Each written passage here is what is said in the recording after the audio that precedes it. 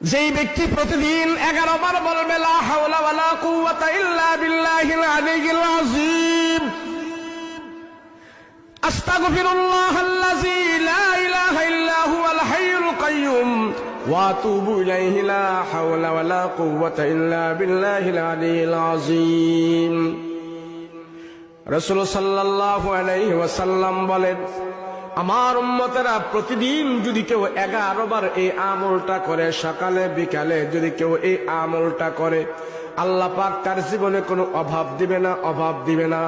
আল্লাহর রাসূল বলেন, তোমার অভাব যদি থেকেও থাকে, আল্লাহ তোমার অভাব দূর করে দিবে।